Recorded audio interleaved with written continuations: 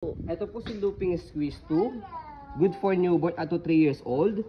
Pero depends pa rin po yan sa laki timbang ni baby kung kayanin po siyang 4 to 5 years old. And by the way, proven and tested po namin po ito sa pamangkin po namin, sa model po namin 8 years old, 21 kg, 3.5 to 4 feet. Ayan, so pwede po siya. Okay, so cabin stroller po ito, cabin approved siya.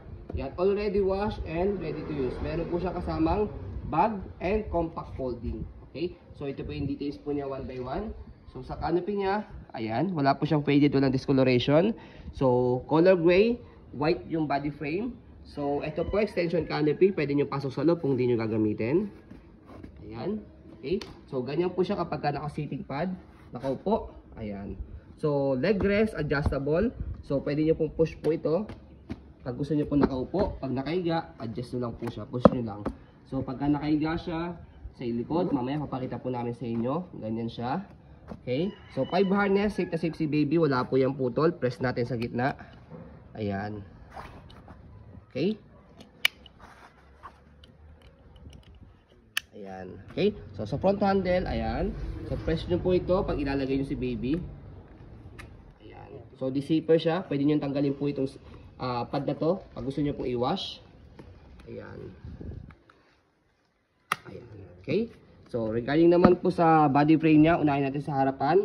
Ayan po yung body frame niya. Color white. Okay. So regarding naman sa gulong niya, hindi siya pudpod. Easy to maneuver, para madaling iswivel. Ayan. Okay. So kung gusto niyo pong one way lang sa likod, meron kayo makikita doon. Yan, ibababa nyo lang po yon. Para kung gusto nyo pong one way lang, purpose niya, hindi siya mag-swivel para i-heli si baby. Okay? So, next niya, kung gusto nyo tanggalin yung gulong, so dito sa gilid, meron siyang steel. Press nyo lang yan. Ayan, makikita nyo. Okay? Press nyo lang ulit and then lagay nyo siya. Yan. So, body frame sa right side.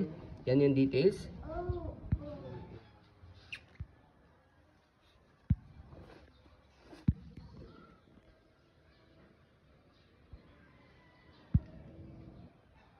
Yan, okay, regarding naman sa likod, unahin natin yung gulong. So okay din yung gulong niya, hindi siya pudpod, both side. Black, naka-green, naka-go. Baba nyo lang po ito. Red, naka-stop. Okay, so basket niya, ayan, okay yung basket niya. Yan. So ito, naka-ganyan lang siya. Ayan.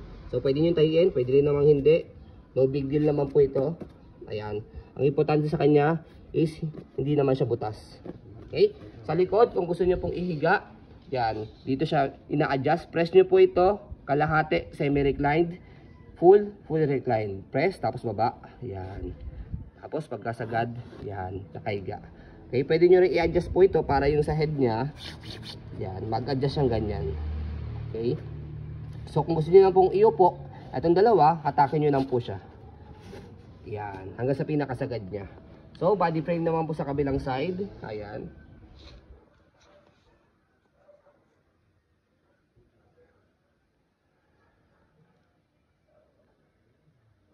Ayan. Okay? So, by the way, sa gulong sa likod, kung gusto nyo tanggalin siya, angat nyo lang po ito, and then, hatak. Ayan. Pero usually, hindi naman siya tinatanggal. Okay? So, tinatanggal lang siya kung sakali later on, kapag tumagal na siya, nagkaroon ng mga buhok dito, balahibo, naipon na, nahihirapan ng i-maneuver, or gumulong, saka nyo lang siya tatanggalin. Napapalitan ng wheels siya kung gusto palakihin. Yes, apo. So, by the way, merong accessories si Looping Squeeze na malaki yung gulong. So, kaya siya natatanggal kung gusto niyo po magpalit. Details ng bag. So, regarding naman po sa handle niya, ayan, wala po siyang issue. Okay? So, ito yung bag niya. Already wash na rin po yung bag niya. Ayan. So, gagamitin niyo na lang po itong stroller na ito. Ayan. Para hindi na po kayo mahirapang maglaba. Okay? So, stroll muna natin para makita po ninyo na wala po siyang issue. Ayan. Okay? So, regarding naman po sa pag-fold niya, make it sure na fold nyo po yung canopy. Kailangan nakaupo. Yan. And then yung leg rest niya, kailangan hindi siya naka-adjust. So, slide and press yung ilalim. Kasi kapag hindi nyo ni-slide to, nakalock siya. Okay, slide, press, and then pull down. Magbe-bend yan. Yan. And then, adjust nyo lang po siya. Pa-fold. Pa-compact. Maglalak siya rito automatic. So, ganyan siya. Pwedeng hand carry.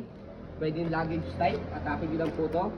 So pwedeng paharap na ganyan, pwede dito sa kabila, kasi meron naman siyang maliit na gulong dito. Yan, dalawa. So yan. Okay? So pwede siya habang nakalagay yung bag dito, pwede siyang itulak. Okay? So yan. So kung gusto niyo po na hindi nalalagay yung bag, shoot nyo na lang to dito. Yan. Kung hassle kayo masyado.